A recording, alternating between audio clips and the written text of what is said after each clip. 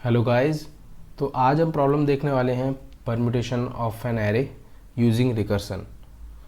Now recursion ऐसी problems में खासकर बहुत हेल्प करता है जो प्रॉब्लम्स हमें आइटरेटिवली काफ़ी डिफ़िकल्ट लगती हैं। जैसे ये प्रॉब्लम, अगर आप iteratively permutation of an array निकालने जाओगे तो बहुत डिफ़िकल्ट रहेगा, जबकि रिकर्सन में उसका 3-4 लाइन में कोड हो जाता है। तो हम देखेंगे ऐसा इस प्रॉब्लम में क्या है जो रिकर्सन इसमें इतना ज़्यादा हेल्प करता है। ठीक है, तो let's see the problem statement. So we have given a character array of size n. We have to generate all permutations of it, right? तो सपोज करो आपके पास ए बी सी है, तो ए बी सी के सारे परम्यूटेशन जनरेट करने हैं, A B C, A C B, B A C, B C A B, C B ए.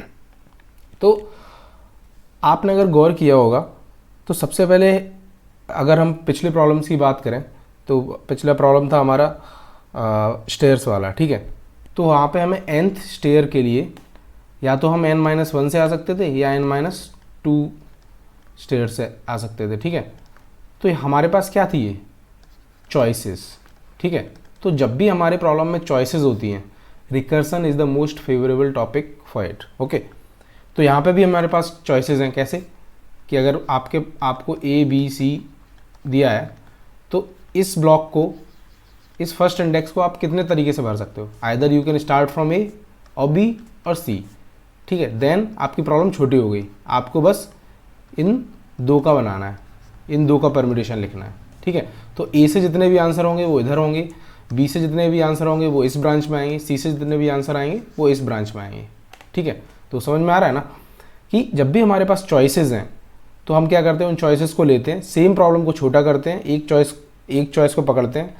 ठीक है, और रिकर्सिवली उनको प्रोग्राम करते हैं. तो लेट्स एक एग्जाम्पल देखते हैं. ठीक है, तो n=3 के लिए सपोज हमें ए बी सी, वही सेम सिंपल सा एग्जांपल गिवन है. ठीक है, ये कैरेक्टर एरे है. तो हम क्या करेंगे, तो हमारे पास अगर इस ब्लॉक को देखें, पहले इंडेक्स को देखें, तो हमारे पास कितनी चॉइसेस हैं, 3 चॉइसेस हैं. क्या, either we can fill it with A, B और सी. तो मैंने सबसे पहले रिकर्सन किया कि मैंने ए चूज़ कर लिया. ठीक है, तो हमारे पास यहाँ पे कितनी बड़ी प्रॉब्लम थी, 3 साइज़ की थी. तो अगर मैं बोलूँ कि मुझे कितना बड़े का परम्यूटेशन निकालना था, तो अगर मैं एक वेरिएबल रखूँ स्टार्ट जो कि 0 होगा और एंड जो कि 2 होगा. ठीक है, तो मुझे 0 से लेके 2 तक परम्यूटेशन निकालना है. ठीक है, तो मैंने सबसे पहले क्या किया, 0th इंडेक्स पे अपने मेरे स्टार्ट इंडेक्स पे मैंने फिक्स कर दिया ए. अगली ब्रांच में मैं बी फिक्स करूँगा, अगली ब्रांच में सी फिक्स करूँगा. तो सबसे पहले ए ब्रांच को देख लेते हैं. ठीक है, तो ए पे मैंने क्या किया, अब यहाँ पे क्या हो गया, अब मेरी प्रॉब्लम छोटी हो गई, अब मेरे पास प्रॉब्लम बस इतनी बची. तो यहाँ पे स्टार्ट की वैल्यू क्या हो गई, 1, और एंड की वैल्यू क्या हो गई, जो कि ऑलरेडी थी 2. मैंने उसको फिर से, मेरे पास 2 चॉइसेस हैं इस ब्लॉक को भरने के लिए, या तो मैं बी से भर सकता हूँ या तो सी से भर सकता हूँ. तो मैंने दोनों ली. अब लेफ्ट वाली ब्रांच में गया, अब मेरे पास लास्ट है, लास्ट में मेरे पास कोई चॉइस नहीं बची, सी है, तो बस मैंने सी फिल कर दिया. सिमिलरली जब मैं इस पॉइंट पे आया तो यहाँ पे मेरे पास कोई चॉइस नहीं बची लास्ट ब्लॉक को भरने के लिए, डायरेक्ट वो बी से भरूंगा. ठीक है, तो अब मैं रिकर्सिवली वापस जाऊंगा अपनी मेन प्रॉब्लम पे और इसकी सेकंड ब्रांच निकलेगी. ठीक है, अब सेकंड ब्रांच निकलेगी तो ये बी तो फिक्स हो गया. ठीक है, तो अब ये ब्लॉक है, इस ब्लॉक को हम किससे भर सकते हैं, या तो आइदर ए से या फिर सी से. देन अगेन वही सेम प्रॉब्लम. ठीक है, इन दोनों ब्लॉक्स को या तो सी से भर सकते हैं या ए से भर सकते हैं. तो आप देख रहे हो कि इस ब्रांच के अंदर ये जो भी आया है, ये जितने भी हमारे रिजल्ट बने हैं, ये सारे ये रिजल्ट ही तो है. तो लीफ नोड्स पे हमारे रिजल्ट बनेंगे. इस ब्रांच के अंदर क्या है, सिर्फ ए से आंसर बनना है, इसमें बी से बनना है, और जो थर्ड ब्रांच के आंसर होंगे उससे सी से बनना है. ठीक है, तो चॉइसेस जो हमने ली थी उसके रिजल्ट बनने हैं. समझ में आ रहा है कि नहीं. चलो सी का देखते हैं. तो पहले पॉइंट को मैंने सी से भर दिया. Okay cool.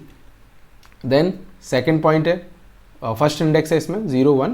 तो 1 इंडेक्स को हम 2 तरीके से भर सकते हैं, आइदर ए या बी. ठीक है, तो मैंने बी को चूज़ किया, ए को चूज़ किया. उसके बाद हमारे पास चॉइस नहीं बचती है, यहाँ पे मुझे ए भरना पड़ेगा और यहाँ पे मुझे बी भरना पड़ेगा. तो समझ में आया होगा कि हम ऐसे परम्यूटेशन जनरेट करेंगे. ठीक है, we have choices to make, we will decide कि मुझे एक इसमें यहाँ पे ए लेना है, ए से स्टार्ट होने वाले आंसर उस ब्रांच में बन जाएंगे. तो यहाँ पे देख रहे हो मल्टी ब्रांच रिकर्सन. ठीक है, अभी तक हम जितने भी कोड्स देख रहे थे या जितने भी प्रॉब्लम्स थे उनमें या तो लीनियर रिकर्सन था या फिर 2 ब्रांचेस निकलती थी. यहाँ पे मल्टी ब्रांचेस हैं, मतलब जितना बड़ा लेंथ होगा, जितने कैरेक्टर्स होंगे उतनी ब्रांचेस निकलेंगी, because that many choices you will have in your problem. ठीक है, तो चलो इसका हम लाइव कोड करते हैं। ओके, तो लेट्स कोड। तो यहाँ पे हमारी एक क्लास है जनरेट परम्यूटेशंस। ठीक है, तो let's write a function called permutations. तो मैंने बताया था कि हमें ये एक प्रॉब्लम गिवन है। ठीक है, तो सबसे पहले हमारे पास एक कैरेक्टर एरे होगा। ठीक है, देन वो प्रॉब्लम कितनी बड़ी है और कहाँ से कहाँ तक हमें सॉल्व करनी है, तो उसके लिए हमें स्टार्ट और एंड रखने हैं। ठीक है, तो याद है ना स्टार्ट और एंड। पहले लेवल पे हमारा 0 से 2 तक था, देन 1 से लेके 2 तक था। ठीक है, तो ये स्टार्ट और एंड चेंज होता रहेगा, दैट मीन्स हमारी प्रॉब्लम की साइज चेंज होती रहेगी। ठीक है, तो we will write base condition या बेस कंडीशन में क्या होगा कि जब भी हमारा स्टार्ट ग्रेटर देन और इक्वल टू एंड होगा, वी विल जस्ट राइट हमारा आंसर बन चुका होगा, दैट मीन्स हम लीफ नोड पर होंगे। ठीक है, तो यहाँ पर क्या होगा, इनपुट होगा हमारे पास, तो एक स्ट्रिंग का ऑब्जेक्ट बनाते हैं और इनपुट, राइट, और रिटर्न कर देंगे। चलो, तो अब जो एक्चुअल रिकर्सिव कॉल है, ठीक है, रिकर्सिव कॉल कैसे लिखेंगे, ये थोड़ा ट्रिकी है फर्स्ट टाइमर्स के लिए। तो सबसे पहला हमें पॉइंट देखना पड़ेगा हमें कितनी रिकर्सिव कॉल करनी है। ठीक है, तो कितनी रिकर्सिव कॉल का मतलब जितना हमारा इनपुट का साइज है उतनी recursive call. For this we will use a for loop. Okay, तो ये स्टार्ट से स्टार्ट होगा। ठीक है, और कहाँ तक जाएगा, एंड तक, सॉरी, स्टार्ट से स्टार्ट होगा एंड एंड तक जाएगा, और आई प्लस प्लस, राइट। अब सबसे पहले हमें क्या करना है, सबसे पहले हमें क्या करना है कि उस चॉइसेस मेक करनी है। ठीक है, तो सबसे पहले स्टार्ट इंडेक्स पे जितने भी स्टार्ट से लेके एंड तक कैरेक्टर्स थे, यहाँ पे देखते हैं, तो हमारे पास ए बी सी, स्टार्ट यहाँ है, एंड यहाँ है। ठीक है, तो इस पर हमें क्या क्या रखना है, एक तो यही ए को रखना है, दूसरा बी को रखना है, और तीसरा सी को रखना है। ठीक है, तो ये कैसे करेंगे, अगर हम क्या करें, पहली बार ए को ए से स्वैप कर दें, दूसरी बार में बी को ए से स्वैप कर दें, और तीसरी बार में सी को ए से स्वैप कर दें। ठीक है, तो यानी कि मेरा आई बढ़ता रहेगा, आई एक बार यहाँ होगा, एक बार यहाँ होगा, एक बार यहाँ होगा, और स्टार्ट मेरा कांस्टेंट है, स्टार्ट यहीं पे है, तो हर बार आई को स्टार्ट से स्वैप कर दो। ठीक है, तो क्या करते हैं, एक स्वैप फंक्शन लिखते हैं जिसमें इनपुट पास करेंगे। ठीक है, और आई और स्टार्ट को स्वैप मार देंगे। ठीक है, तो इसका चलो एक फंक्शन लिख लेते हैं, पब्लिक रिटर्न कुछ नहीं करेगा, स्वैप कैरेक्टर इनपुट होगा एंड आई एंड जे, किसको किससे स्वैप करना है, तो कैर सी इक्वल टू आई, ये तो बहुत सिंपल प्रोग्राम है। ठीक है, इनपुट ऑफ आई, दो वेरिएबल्स को स्वैप करना, input of I equal to input of J, and then input of J equal to C. Cool, तो मैंने इसको स्वैप कर दिया।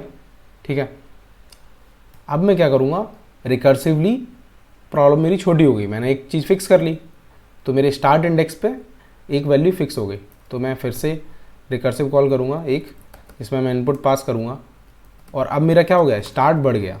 ठीक है, और एंड वहीं पर रहा। तो जब मैं रिकर्सन से लौटूंगा तो यहाँ पे एक और इंटरेस्टिंग प्रॉब्लम है। ठीक है, तो स्टार्टिंग से देखते हैं, तो जैसे ए बी सी है हमारे पास। ठीक है, अब जब मैंने स्टार्ट यहाँ पे था और आई यहाँ से चला, ठीक है, तो आई अभी तो यही है, तो ए को ए से ही स्वैप हो गया। ठीक है, ए, अब मेरे पास स्टार्ट और एंड क्या बचा, ये। ठीक है, सिमिलरली मैं इसको करूँगा, तो ए बी यहाँ पे ये फिक्स हो गया। ठीक है, तो मैं इसको चूज़ करूँगा, देन यहाँ पे ए सी, और ये भी फिक्स हो गया। ठीक है, ये तो फिक्स हो ही गया था, तो ये ए बी सी बनेगा, ये ए सी भी बनेगा। तो अब मैं ये प्रोग्राम जावा में लिख रहा हूँ। ठीक है, तो जावा में एरे का रेफरेंस पास होता है, तो दैट मीन्स जो भी हम चेंजेस यहाँ कर रहे हैं, हमें वापस क्या करना पड़ेगा, ये जो बी मैंने यहाँ रखा है, ठीक है, हमें ये ओरिजिनल स्ट्रिंग बनानी पड़ेगी। ठीक है। तो बी तो चलो यहाँ था, इससे कोई फ़र्क नहीं पड़ता, लेकिन जब यहाँ पे मैं सी रख दूंगा तो ये इस पॉइंट पर भी सी रख जाएगा, ठीक है, क्योंकि एक ही एरे, सिंगल एरे, ठीक है। तो मैं जब यहाँ पॉइंट पे इस इंडेक्स पे सी रख रहा हूँ, ठीक है, तो मुझे वापस से बैक ट्रैक एक तरीके से करना पड़ेगा खुद को। दैट मीन्स कि मुझे ओरिजिनल एरे रिस्टोर करना पड़ेगा, ठीक है। तो जब मैं यहाँ से यहाँ जाऊँगा तो मुझे वापस से वही एरे चाहिए ए बी सी, अदरवाइज़ यहाँ पे हमारी एल्गोरिदम गलत हो जाएगी, ठीक है। तो फिर मैं बी को यूज़ करूँगा और बी को यहाँ रखूँगा, ए ऐसे आएगा, ठीक है। तो जब हम वापस जाते हैं तो हम रिस्टोर कैसे करें, सेम काम कर दें जो हमने यहाँ किया था। दैट मीन्स अगेन उन्हीं दो कैरेक्टर्स को स्वैप कर दें जिनको हमने रिकर्सन से पहले किया था, ठीक है। तो this is the whole code. I think, I hope आपको समझ में आया होगा। तो लेट्स टेस्ट इट। एक मेन फंक्शन बनाते हैं। तो मुझे जनरेट परम्यूटेशन का एक ऑब्जेक्ट बनाना पड़ेगा और मैं एक कैरेक्टर एरे लूँगा। कैरेक्टर एरे लिया मैंने, जिसमें लिया मैंने न्यू कैरेक्टर्स रखने हैं ए बी एंड सी, ठीक है। तो इसका निकालते हैं सिंपल। तो मैं क्या करूँगा, जी डॉट परम्यूटेशंस और मैं अपना एरे पास कर दूंगा 0 और एरे डॉट लेंथ, राइट। तो हमारा it should work, right.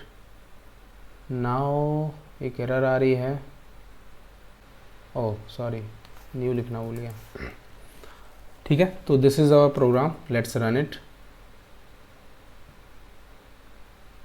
I hope this will work. Yeah see, so A B सी के 6 परम्यूटेशंस हुए, ठीक है। 2 ए से स्टार्ट हुए, 2 बी से स्टार्ट हुए, 2 सी से स्टार्ट हुए। विजुलाइज हो रहा है दिमाग में? चलो ठीक है, थैंक यू फॉर वॉचिंग।